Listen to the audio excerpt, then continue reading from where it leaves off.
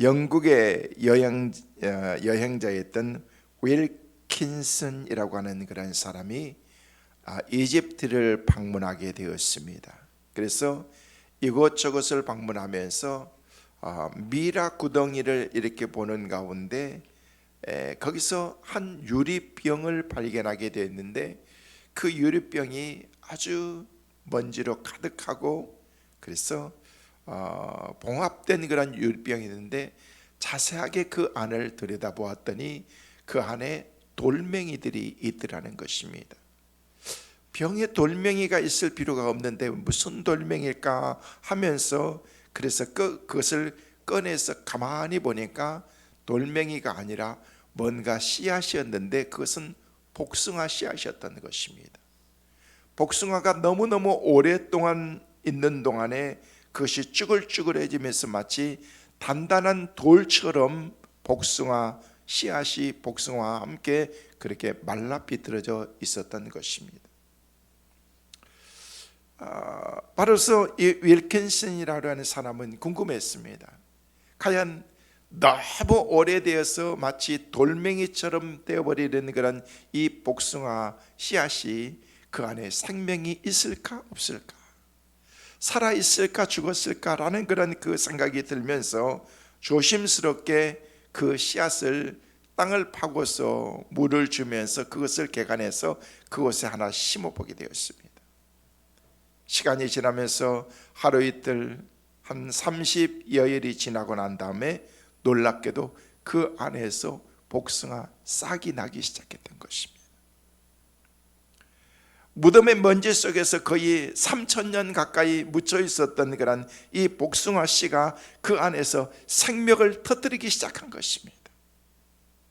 여러분, 그리스도를 믿는 사람들의 몸은 아무리 오랫동안 썩어 있다고 한다고 할지라도 주님이 재림하시는 날 우리 주님께서 생명의 주님이 우리 가운데 부활하신 것처럼 너희가 살아나리라 살아나리라 라고 이렇게 말씀하신 것처럼 다시 생명체의 영광스러운 부활체가 된다고 우리 가운데 말씀하고 있습니다. 그분이 살아계시기 때문에 그리스도 안에 있는 사람들은 살아나리라 살아나리라. 우리 주님이 부활하신 것처럼 우리 주님이 재림하시는 날 무덤 속에 갇혀있는 모든 사람들도 다 부활하게 된다는 것입니다. 우리에게는 부활의 소망이 있습니다. 그래서 예수 그리스도의 부활은 다시 살아나시는 승리인 것입니다. 할렐루야. 예수 그리스도가 승리하신 줄로 믿습니다. 그냥 승리가 아니라 완전히 KO로 모든 것을 다 그냥 무찔러 버리는 그런 한순간에 역전된 그런 하나님의 놀라운 주의 축복이 예수 그리스도의 부활 안에 담겨져 있다는 것입니다. 일격의 상대방을 넘어뜨려서 그냥 적당히 이기는 것이 아니라 완전히 KO로 넉다운 시킨 것입니다. 그래서 모든 관중들은 일제히 일어나서 벌떡벌떡 뛰면서 막 박수를 치면서 환호를 하면서 예수가 승리했다, 우리 편이 승리했다, 내 편이 승리했다라고 그렇게 외친 것입니다. 그래서 기독교는요, 부활이 없다면 기독교는 KO 당한 삶이나 다름이 없는 것입니다. 그래서 그리스도께서 부활하시지 않았다면 우리의 신앙도 전도도 믿음도 우리의 모든 것이 다 헛된 것이 되고 말 것입니다.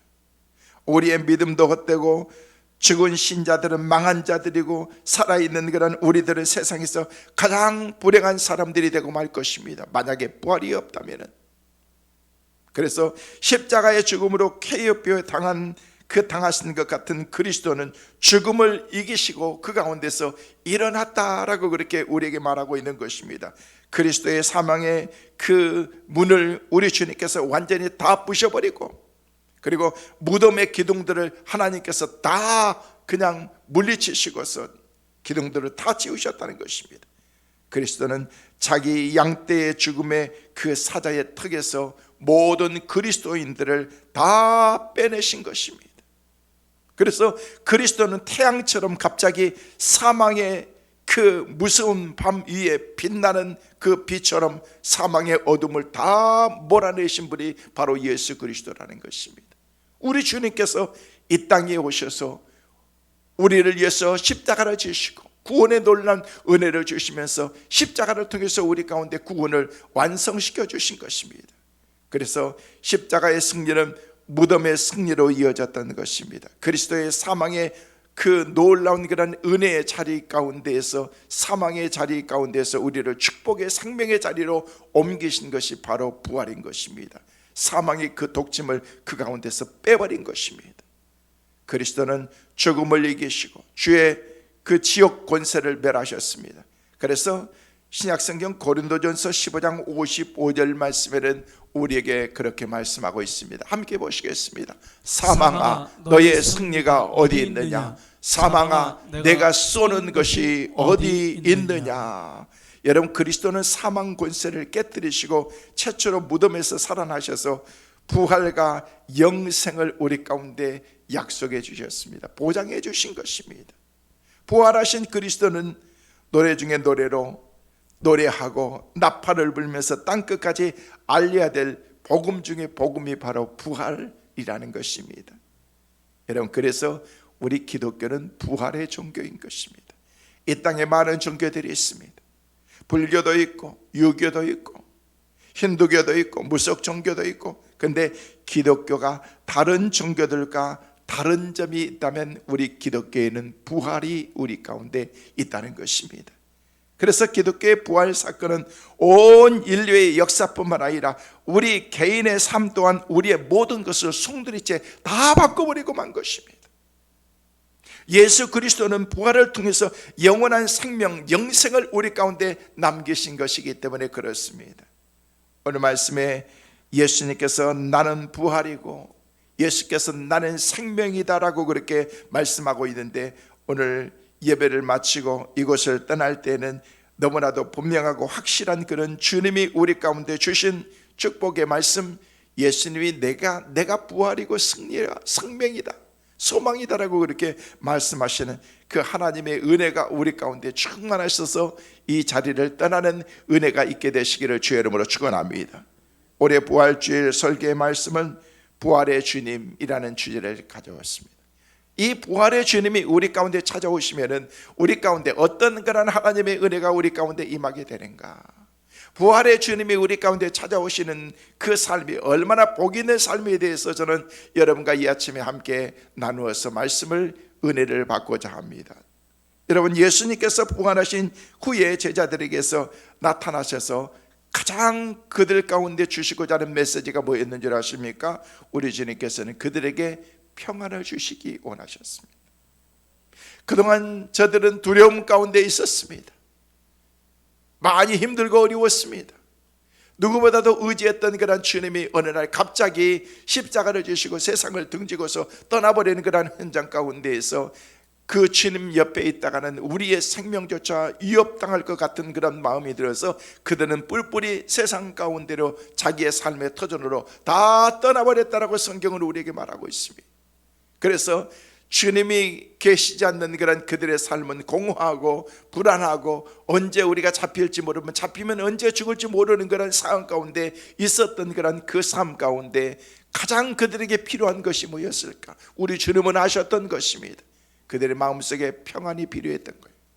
그들의 마음속에 하나님의 은혜가 필요했던 것입니다. 그래서 우리 주님께서 오늘 주셨던 그런 이 말씀 가운데 19절, 21절, 26절 말씀에 보니까 우리 주님이 너희에게 평강이 있을지어다, 너희 삶 가운데에서 평강이 있을지어다. 19절에도 21절에도 26절에도 우리 주님께서 19절 마지막 절 말씀에 평강이 있을지어다, 20절 중반에도 보니까 너희에게 평강이 있을지어다, 26절 말씀에도 너희에게 평강이 있을지어다. 여러분, 수천 년 동안 강대국들의 침략과 약탈에 시달려왔던 그런 이스라엘 민족은 지금도 그들이 서로 만나면 인사가 뭔 줄 아십니까? 평안하세요. 마음에 평안이 있으세요. 샬롬, 샬롬. 여러분, 샬롬이라는 그런 그 말이요, 너희에게 평안이 있기를 원한다. 우리는 인사가 뭐예요? 식사하십시오, 식사하셨습니까? 라는 그런 인사가 우리는 못 먹고 살아가지고 밤새 먹지도 못하고 이렇게 살았던 그런 그 삶이어가지고, 인사가 뭐냐면요, 전 세계적으로 인사하는 그런 인사 가운데서 식사하셨습니까? 인사하는 나라는 우리나라밖에 없습니다.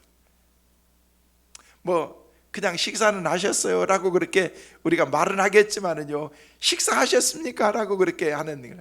여러분, 이스라엘 백성들은, 이스라엘 사람들은 그 사람들이 가서 뭐 인사할 때 샬롬 샬롬, 평강이 있을, 우리 주님께서 부활하시고 난 다음에 제자들에게 너희에게 평안이 있을지어다, 평강이 있을지어다, 평강이 있을지어다, 우리 주님이 계속해서 강조하는 말씀이 주님의 평강이라는 것입니다. 다시 말해서 평안이 그들의 삶 가운데 있기를 원하셨습니다. 사랑하는 성도 여러분, 많은 사람들이 찾고 있는 것은 무엇인 줄 아십니까?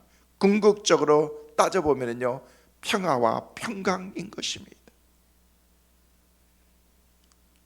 돈 가지고, 권력 가지고, 지식과 명예로 평안을 그런 우리가 얻기 위해서 노력하지만, 그것을 사기 위해서 노력하지만은요, 평안은 돈으로 살 수 있는 게 아니거든요.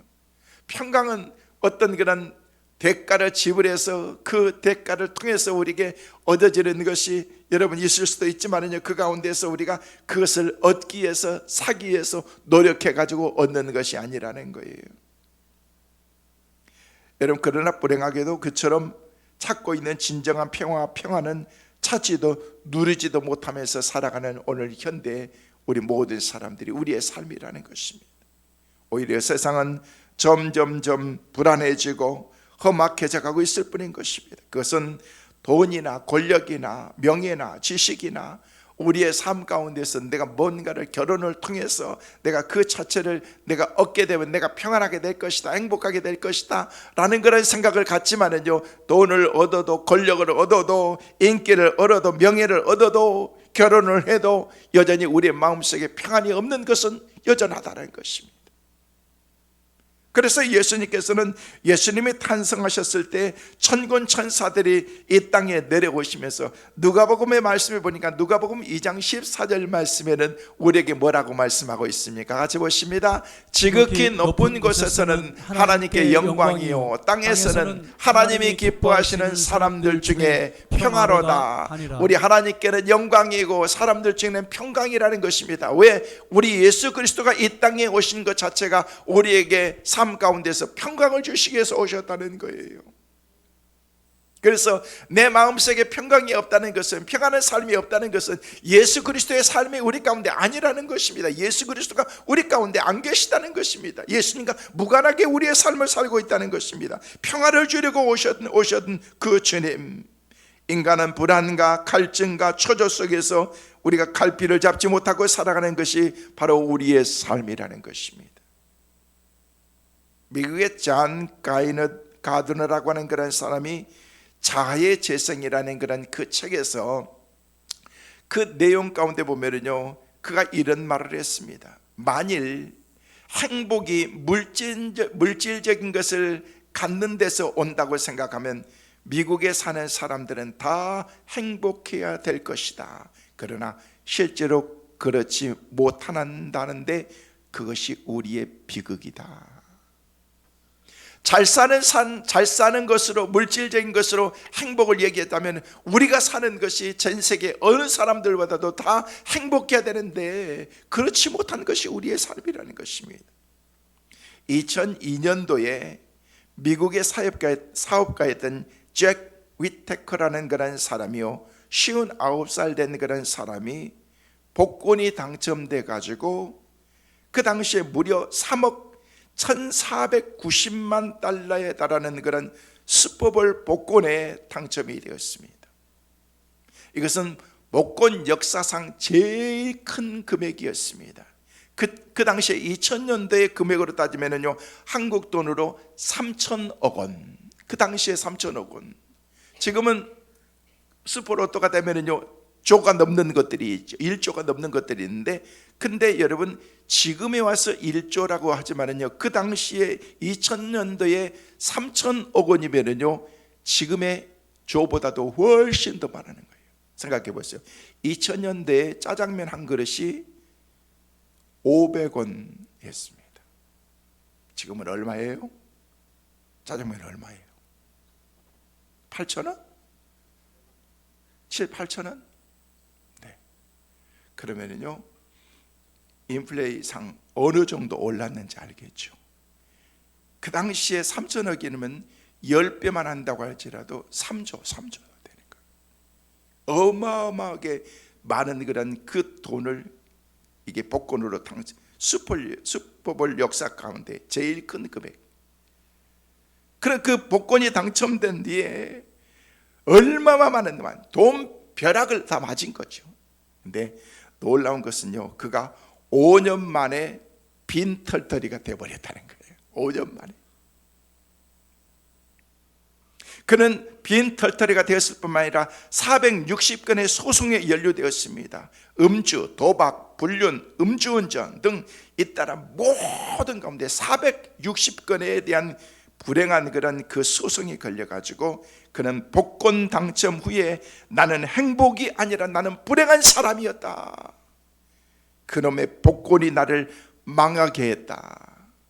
여러분, 그 복권이 그를 망하게 했습니까? 아니요. 여러분, 어마어마하게 수조의 돈을 내가 그렇게 복권을 받았다면요, 인생 진짜 멋있게 한번 제2의 인생을 한번 살아볼 수 있지 않겠습니까? 그런데 아무리 많은 돈을 그에게 주어진다고 할지라도, 아무리 많은 물질을 그에게 주었다고 할지라도 아무런 의미가 그 사람에게 없었다. 그 삶을 좀 병들게 만들고 좀이 먹게 만들고 그렇게 만들었다는 것입니다. 그러므로 성경은 우리에게 말하기를 사람이 떡으로만 살 수 없다라고 그렇게 우리에게 말하고 있는 것이며, 우리는 하루 동안에도 무슨 일이 일어날지 모르고 불안한 그런 삶을 우리 가운데 살아가고 있습니다. 사람에게는 참으로 평화가 필요하다는 것입니다. 하나님께서 우리 가운데 주신 그런 참된 평화가 우리 가운데 있어야 된다는 것입니다. 그러나 평화는 아무에게나 주어지는 것이 아닙니다. 모든 사람들에게 평화가 주어지는 것은 아닙니다. 그렇다면 왜 이 세상 사람들이 평강이 없을까? 왜 이 세상 사람들이 평안하게 살지 못할까? 오늘 일부에 나오신 여러분, 여러분의 마음은 편안하십니까? 평강이 있으십니까? 할렐루야. 나는 진짜 편안하다, 평강이 있다, 나는 너무너무 모든 게 감사하다. 여러분, 그런 사람은 솔직히 많이 없습니다. 나 이 정도면 난 너무너무 감사해요, 평안해요, 나 진짜 하나님의 은혜요 라고 그렇게 말하는 사람이 얼마나 몇 명이나 있겠느냐는 거예요. 그토록 사람들이 갈망하고 평화와 평안을 위해서 많은 조약들을 체결하고 평화 유지군인 유엔군이 창설되었음에도 불구하고 왜 세상은 점점 전쟁하고 싸우고 그렇게 우리의 인생들을 살아가고 있느냐는 거예요. 더욱 높아져 가고 하루도 마음 놓을 수 없는 그런 상황 가운데서 우리의 삶을 살아가고 있다는 것입니다. 어떤 사람의 입에서도 평안하다는 그런 말을 쉽게 찾아볼 수가 없습니다. 사람들이 그만큼 내 마음속에 평안을 잃어버렸다는 것입니다. 평안이 없이 삶을 살아가고 있는 것입니다. 말씀을 드린 것처럼 이제는 살 만큼 살고 갖출 만큼 갖췄고 이 정도는 괜찮을 것 같은데, 예전에 비해서 수십 배 그보다도 더 많은 그런 하나님의 은혜 가운데 우리가 삶을 살아가고 있는데도 마음속에는 평안이 없이 늘 불안과 염려 가운데 우리의 인생을 살아간다는 것입니다. 그래서 우리 주님께서 이 땅에 오신 것이 하나님께 영광이고 이 땅에 사는 저와 여러분에게 평강을 주시기 위해서 오셨고, 우리 주님께서 십자가에서 부활하시고 난 다음에, 죽음에서 부활하시고 난 다음에 너희에게 평안이 있을지어다, 평안이 있을지어다, 평안. 사랑하는 성도 여러분, 부활하신 주님의 은혜가, 그 놀라운 하나님의 은혜와 축복이 오늘 부활절 예배 가운데 참여하신 여러분의 삶 가운데 충만하시기를 주의 이름으로 축원합니다. 영국의 델햄 지방에 석탄광이 있었는데 엄청난 석탄을 거기서 파내고 있는데 한 번은 그 석탄광이 무너지게 되었습니다. 그런데 그 안에는 무려 164명이라고 하는 그런 많은 사람들이 그 광산에, 무너진 그 광산 안에 너무 깊은 지하경 안에 묻혀버렸는데 그 지하가 완전히 무너져 버린 것입니다. 연락이 두절이 되었습니다. 그 사람들을 살릴 만한 그런 방법이 없습니다. 그 그런데 나중에 시간이 지나서 조금씩 발굴해서 그곳에 들어가 봤는데 수없이 많은 사람들이 시체가 그 안에 164명 전원이 그 가운데서 사망하고 만 것입니다. 사망한 그 시체들과 함께 발굴된 것은 그 안에 널판지로 된 큰 널판지에 다음과 같이 글이 쓰여져 있었습니다. 예수님은 우리와 함께 하십니다.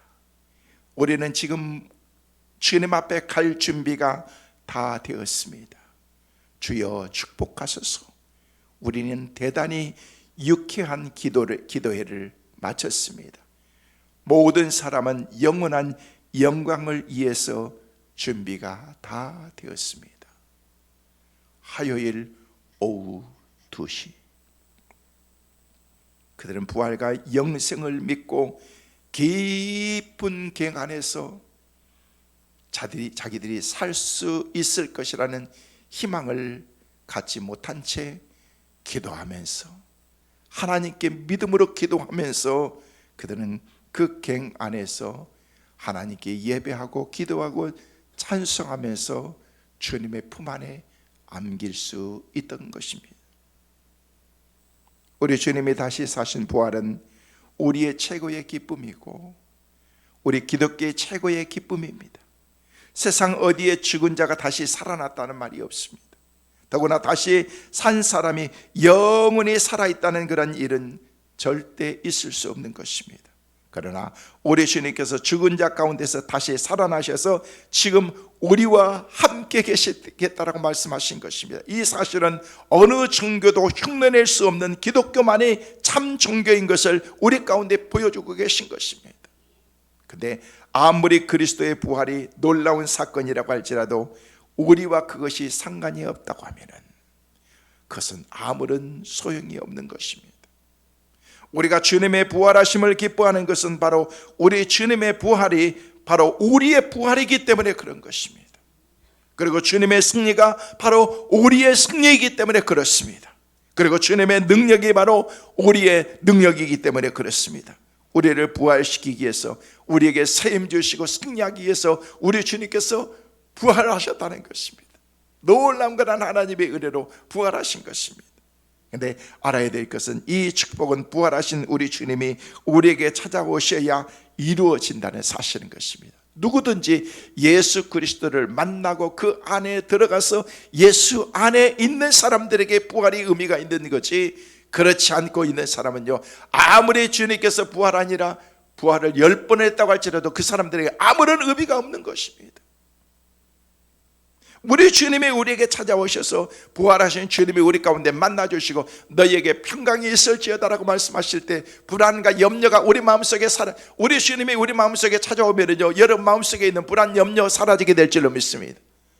근심, 염려, 걱정, 불안, 여러분의 미래에 대한 그런 불투명한 모든 것들 우리 주님께 맡기실 때 주님이 찾아와 주셔서 여러분 마음속에 평안을 주실 줄로 믿습니다.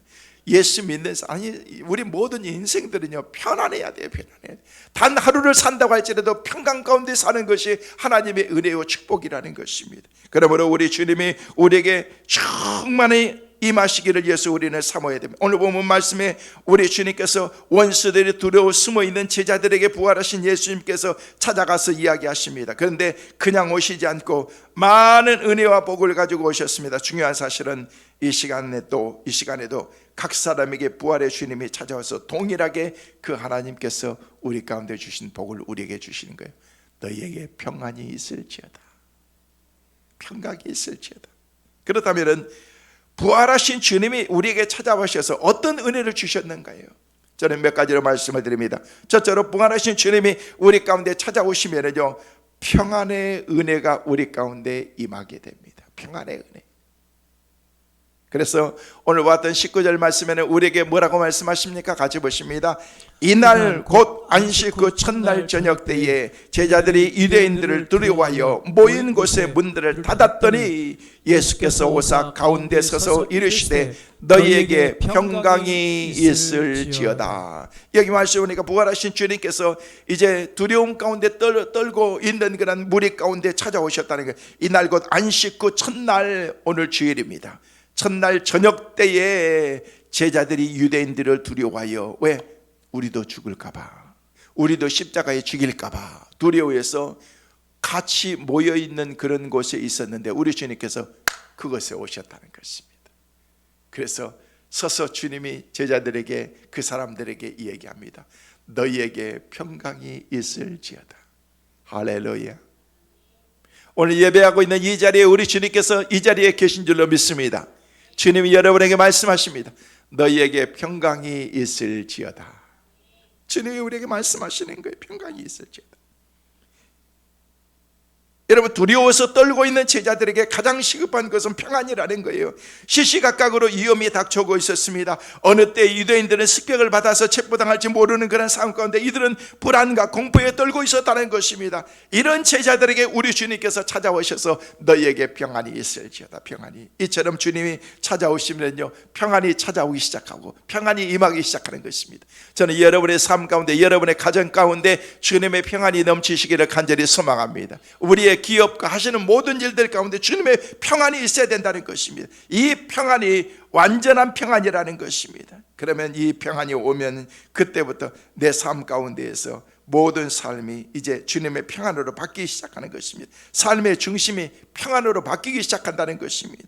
이 평안은 아무도 빼앗을 수 없는 주님께서 주신 평안이라는 것입니다. 세상이 주는 것과는 비교할 수 없다라고 말하면서, 그래서 우리 예수님께서는 요한복음 14장 27절 말씀을 보니까 우리에게 그렇게 말씀하십니다. 같이 보시겠습니다. 평안을 너희에게 끼치노니 곧 나의 평안을 너희에게 주노라. 내가 너희에게 주는 것은 세상이 주는 것과 같이 아니하니라. 너희는 마음에 근심하지도 말고 두려워하지도 말라. 염려 근심하지 말라는 거예요. 그건 뭐예요? 주님을 믿으라는 것입니다. 그러면 주님의 평안이 우리 가운데 임한다는 것입니다. 하늘이 무너져도 기쁘고 모든 삶 가운데서 그의 충만한 주님의 은혜를 우리가 잊어버리지 않을 수 있는 것입니다. 왜? 주님 때문에 그런 것입니다. 예수님이 누리시는 그 평안을 우리에게 주신다는 것입니다. 성도 여러분, 주님의 평안의 은혜가 오늘 일부예배 참여하신 여러분의 삶 가운데 충만하시기를 주의 이름으로 축원합니다. 두 번째로, 부활하신 주님이 우리 가운데 찾아오시면은 우리 가운데 어떤 하나님의 은혜가 임한 줄 아십니까? 성령님의 놀라운 은혜를 우리 가운데 부어주시는 것입니다. 자, 22절 말씀 같이 한번 여러분과 보시겠습니다. 이 말씀을 하시고 그들을 향하여 숨을 내쉬며 이르시되 성령을 받으라. 성령을 받으라. 왜 숨을 내쉬며 성령을 받으라고 하셨을까요? 호흡은 생명인데 성령은 우리에게 생명보다도 더 귀하다는 것을 말씀하고 있는 거예요. 성도 여러분, 성령님이 얼마나 귀한 줄 아십니까? 성령님이 오셔야 믿음도 생기고, 성령님이 오셔야 예수님을 주님으로 고백하기도 하고, 성령님이 오셔야 우리가 거듭날 수 있고 새 생명을 얻을 수 있고, 성령이 오셔야 우리가 하나님을 아바, 아버지라고 부를 수 있는 거예요. 성령님이 우리 가운데 오셔야 된다. 여러분, 내 마음속에 강박함이 있다는 것은 성령님이 죄송하지만 없다는 거예요. 눈물이 있다는 것은 성령이 있다, 은혜가 있다는 거예요. 감격이 있다는 것은 하나님의 은혜가 있는 것입니다. 저는 여러분이 예배하며 말씀을 들을 때마다 이런 감동이 여러분 가운데, 그리고 눈물이 여러분 가운데 있기를 간절히 소망합니다. 이게 은혜인 것입니다. 은혜인 것입니다. 저 사람은 왜 저렇게 막 맨날 우는 거야? 은혜가 있어야지 우는 거예요. 여러분 꼬집어가지고 너무 아프면 울잖아요. 그런 것처럼 감격하면은요, 그냥 감격. 여러분, 감동이라는 게 뭔지 아세요? 연속극 보면서 막 눈물 나죠. 그게 감동인 거야. 감동인 거야. 연속극 봐도 에이 저거 다 연속극이니까 하면서 그냥 옆에서 너무 그 티슈 가지고 막 눈물 닦고 있는데도, 그래서 왜 울어? 저거 다 연속극인데 쇼야. 그런 사람은요, 그거 보면 안 되는 거예요. 그 이소룡의 액션 영화를 그 사람은 봐야 돼요. 아샤 막 샥 하면서 007 영화 보면 그런 거나 봐야지, 그냥 옆에서 눈물 흘리고 있는데 이해 못한 사람은 그거 볼 자격이 없는 거예요. 그 감동이, 마음이 없는 거예요. 여러분, 그 영화에 딱 몰입하기 시작하면 어떻습니까? 막 감동이 돼가지고 막 눈물을 흘리면서. 근데 영화 보면서 눈물이 있는데 성경 보면서 눈물이 안 나고 말씀 들으면서 눈물이 안 난다. 그거는요, 그 문제가 있는 거예요. 여러분, 그래서 기도해야 되는 거예요. 하나님, 목사님 설교할 때 막 눈물이 나게 도와주시고 감동이 있게 도와주시고 막 가슴이 막 찌릿찌릿하게 도와주시고, 할렐루야. 그런 은혜가 있기를 간절히 소망합니다. 이런 말씀을 들으면서 막 그런 은혜가 있게 해서, 그러면요, 그때부터 그냥 말씀을 듣는 게 막 하나님의 음성으로 막 들려지는 것입니다. 성령님이 얼마나 귀한 줄 아십니까? 성령님이 오셔야 된다는 것이에요. 그래서 사도행전 2장 33절 말씀에 보니까 하나님이 우리에게 그렇게 말씀하십니다. 하나님이 오른손으로 예수를 높이심에 그가 약속하신 성령을 아버지께 받아서 너희가 보고 듣는 이것을 부어주셨느니라. 디도서 3장 6절 말씀에도 우리에게 그렇게 말씀하십니다. 같이 보십니다. 우리 구주 예수 그리스도로 말미암아 우리에게 그 성령을 풍성히 주사. 그래서 성령님은 아버지와 아들로부터 영원히 나오신다는 것이 바로 정통교회의 신앙의 고백인 것입니다. 그런데 예수 없는 곳에는요, 성령도 없습니다. 예수를 부정하는 사람에게는요, 성령님이 오시지 않습니다. 예수님을 나의 주로 시인하고 영접한 그 심령에게 성령이 오시는 것입니다. 성령이 오셔야 능력 있는 삶을 살 수가 있습니다. 성령이 오셔야 하나님의 귀한 사역을 감당할 수가 있습니다. 주님의 제자들이 예수님과 함께 있었을 때 아무것도 하지 못했습니다. 예수님이 가시면서 내가 너희를 위해서 또 다른 그런 하나님 보혜사 성령을 보내주신다라고 말씀하셨는데, 예수님께서 보내주신 그 성령이 그들 가운데 임하는 순간 그들의 삶의 모든 것이 한순간에 달라졌고 바뀌어졌다. 그리고 놀라운 그런 변화의 삶이 그들 가운데 일어나게 되었다라고 말하고, 성령의 능력이라는 것이. 오늘 이 아침에 예배에 나오신 여러분의 삶 가운데 성령의 은혜가 임하시길 바랍니다. 성령 충만하시길 바랍니다. 성령 충만을 구하시길 바랍니다.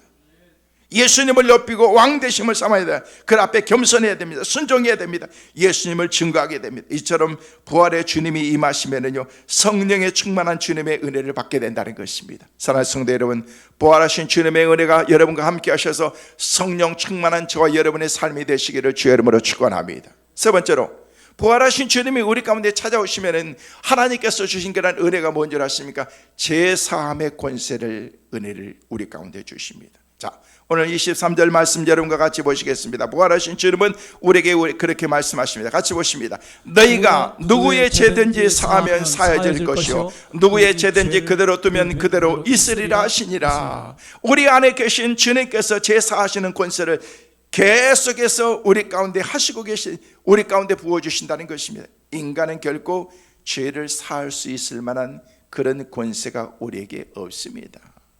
스스로 내 죄를 사한다고 그 죄가 사하지지는 않습니다. 그러나 부활하신 주님께서 우리와 함께 하셔서 죄 사하시는 은총을 우리 가운데 베풀어 준다는, 네 모든 죄를 사하였노라. 내가 대신 십자가에서 그 죄를 다 담당했다. 여러분, 그것을 믿는 사람에게 그 능력이 있는 거지, 믿지 않는 사람에게는 절대 그 능력이 임하지 않는 것입니다. 우리 주님께서 주신 그런 부활의 주님께서 우리와 함께 하셔서 제사함에 우리가 병 고치는 것이 아니라 주님께서 우리를 고쳐주시는 거예요. 우리는 제사하는 능력이 없지만 주님께서 우리에게 나타나서 죄를 사하주십니다. 우리를 깨끗게 만들어 주신다는 것입니다. 우리를 정결하게 만들어 주신 것입니다. 우리는 엊그제 성금요일 날 저녁에 우리를 깨끗게 하시는 그런 세수식을 우리가 가졌습니다. 손을 같이 씻으시고 같이 하나님께서 너희 손을 깨끗게 만드시고 정결케 만들어 주셨다. 그래서 모든 성도들이 다 한 사람씩 한 사람씩 나와서 손을 씻고, 어른으로부터 어린아이까지 다 손을 씻고 정결하고 깨끗한 예식을 우리가 가졌습니다. 하나의 상징적인 것지만 우리 주님께서 무릎을 꿇고 허리에 수건을 두르시고 제자들의 발을 씻기시면서 내가 너희를 이렇게 섬기는 것처럼 너희도 겸손하게 섬김의 삶, 깨끗하고 정결한 너희의 삶이 되기를 원한다. 우리 주님께서 오셨던 것은 우리를 정결하고 깨끗게 하셨다는 거예요. 깨끗게 하셨다는 것입니다. 그래서 하나님의 사랑을 만나는 자마다 변화를 받게 됩니다. 이것이 믿는 자들에게 주어지는 하나님이 함께 하셔서 따르는 표적이라는 것이. 그러므로 성령의 사람이 많을수록 교회는 날마다 성령 충만한 교회가 되어지고 그 교회가 새로워질 수가 있는 것입니다. 여러분, 교회는 성령의 능력이, 새로운 그런 하나님의 은혜가. 저는 요 며칠 아니요, 몇 주 동안 이렇게 보면서 우리 교회가 막 살아서 막 꿈틀거리고 막 기관들이 막 열심히 페스티벌 준비하고 막 그런 것들만 보면서 이렇게 가만히 보면서 너무 유치한 것 같은데 가만히 보면은요 너무 이렇게 그 유치하게 막 춤추고 막 그냥 노래 부르고 막 그렇게 하는데 제가 죄송해요. 뒤에서 보면서 아유 진짜 생쇼들을 다 한다 그렇게 하는데 그 모습이 그렇게 아름답더라고요. 이게 생명체 살아있는 그런 그 모습이라는 것입니다. 여러분 밖에 나가서 여러분 돈 준다고 그렇게 하라겠어요? 여러분 절대 못합니다. 교회 아니니까. 하나님의 은혜 받고 나니까 주님을 찬양하고 부활하신 주님의 은혜를 찬양하는 그런 모습, 이 모습이 하나님께서 주신 그런 아름다운 모습이라는 것입니다.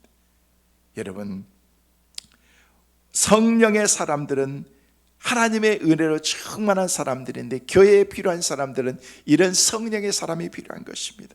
죄를 멀리하게 됩니다. 죄악들을 떠나게 됩니다. 의심이 사라지게 됩니다. 부활하신 주님의 제자들에게 나타나셨을 때 그 자리에 도마가 없었다라고 오늘 본문은 우리에게 말하고 있습니다. 도마는 주님이 살아나셨다는 그런 말씀을 들었지만은요 요한복음 20장 25절 말씀에도 보니까 우리에게 그렇게 말씀하고 있습니다. 요한복음 20장 25절 말씀에 다른 제자들이 그에게 이르되 우리가 주를 보았노라 하니 도마가 이르되 내가 그의 손에 못자국을 보며 내 손가락을 그의 못자국에 넣으면 내 손을 그 옆구리에 넣어보지 않고는 믿지 아니하겠노라. 오늘 본문에도 똑같은 말씀을 하고 있습니다. 의심 많은 도마에게 주님이 찾아오셔서 뭐라고 말씀하고 있습니까? 도마에게 이르시되 내 손가락을 이리 내밀어 내 손을 보고 내 손을 내밀어 내 옆구리에 넣어보라. 그리하여 믿음 없는 자가 되지 말고 믿음 있는 자가 되라 라고 그렇게 주님이 말씀하시는 거예요. 도마는 믿지 못했던 거예요. 안 봤다는 거예요. 그래서 우리 주님께서 나타나서 그리 말씀하셨습니다. 우리 주님께서 내 손 만져봐라, 내 옆구리 만져봐라. 그래서 주님께서 말씀하시는 그 순간 만져보고 난 다음에 그가 뭐라고 얘기했어요? 나의 주님이시오 나의 하나님이십니다 라고 그렇게 그가 믿겠다라고 그때서 고백하게 되는 것입니다. 그러자 주님은 너는 나를 보고 믿느냐? 보지 않고 믿는 자가 더 복된 사람이다 라고 그렇게 말씀하셨던 것입니다. 성도 여러분, 의심 많은 도마와 같이 그런 믿음의 사람이 되어서는 안 됩니다. 의심은 왜 생깁니까? 도마는 주님이 오셨을 때 웬일인지 그 자리에 없었다는 거예요. 이처럼 은혜 받을 사람이 은혜 받는 자리에 없으면은요 그 가운데 믿음이 떨어지게 됩니다. 또 주님을 믿지 못하는 것이 나는 못 믿겠는데 나는 그 자리도 없었는데 그런 도마 같은 그런 생각을 갖게 된다는 것입니다. 혹여 아직도 우리 안에 의심이 있고 두려운 마음이 있고 믿지 못하는 그런 마음이 있다면은요 이 시간 여러분들이 하나님께 하나님 내 마음속에 믿는 믿음을 허락하여 주옵소서. 온전히 주님만 바라볼 수 있는 그런 신앙 달라고 우리가 기도해야 될 줄로 믿습니다. 마지막으로 부활하신 주님이 우리 가운데 찾아오시면은요 우리는 어떻게 된 줄 아십니까?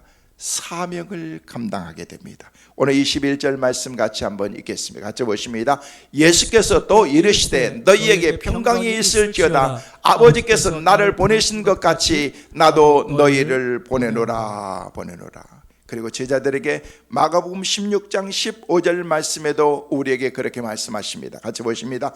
또 이르시되 너희는 온 천하에 다니며 만민에게 복음을 전파하라. 사도행전 1장 8절에는 뭐라고 말씀하고 있습니까? 같이 보십니다. 오직 성령이 너희에게 임하시면 너희가 권능을 받고 예루살렘과 온 유대와 사마리아와 땅끝까지 이르러 내 증인이 되리라 하시니라.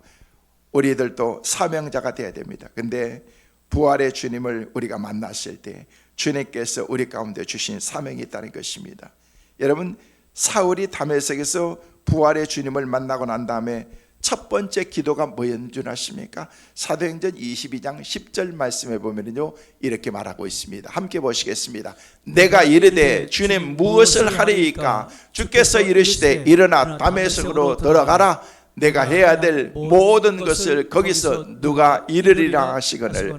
여러분, 다메섹에 갔던 것은요, 예수를 죽이기 위해서, 예수 믿는 사람들을 잡아 가두기 위해서 갔던 그런 사람이 그 가운데서 내가 뭘 해야 되겠습니까? 다메섹으로 가라. 여러분, 다른 것도 아니고 그곳에 가서 복음을 증거하라고 말하고 있다는 것입니다. 그래서 예수 그리스도의 복음을 증거하라고 말해서 성령이 그 가운데 임하기 시작할 때 그가 예수를 핍박했던 사람이 예수를 증거하는 사람으로 바뀌게 될 수가 있었던 것입니다. 여러분, 빌립보에서 귀신 들린 점치던 사람이 바울을 지극히 높은 하나님의 말씀을 전한다고 바울 앞에서 외쳤던 그 점쟁이가 곁에서 보기에는요, 얼마나 우스운 그런 모습이겠습니까? 근데 성령 받고 나니까요, 그의 삶이 하나님께서 그 가운데 놀라운 그런 하나님의 은혜로 복음을 방해했던 사람이 복음을 증거하는 그런 사람으로 바뀔 수가 있었다는 것입니다. 이게 부활의 능력이고 부활하신 성령님께서 성령님을 보내주신 그런 하나님의 은혜라는 것입니다. 성도의 말씀을 뵙습니다. 부활하신 주님을 우리는 만나야 됩니다. 부활하신 주님이 찾아오시면은 여러분의 삶 가운데 평안이 있게 될 줄로 믿습니다. 성령의 충만함을 주실 줄로 믿습니다. 제사함의 권세를 허락하실 줄로 믿습니다. 여러분, 마음속에 있는 의심 다 몰아내시고 믿음을 갖고 부활하신 주님을 여러분 마음속에 모시기를 바랍니다. 그리고 사명을 주십니다. 그래서 주님이 부활하신 것도 기쁘지만 부활하신 주님을 만남으로 해서 기쁨이 충만해서 우리의 삶을 통해서 주님이 제자들에게 주셨던 사명을, 그 하나님의 은혜를 이제 감당하는 사람으로 바뀌었던 것처럼 우리가 부활하신, 주님이 부활하셨다, 이것을 끝나는 것이 아니라 주님, 이제는 내게 사명을 맡겨주옵소서. 그래서 사명 감당할 수 있도록 도와주옵소서. 기도할 수 있는 축복의 은혜가 우리 모두에게 있게 되시기를 주의 이름으로 축원합니다.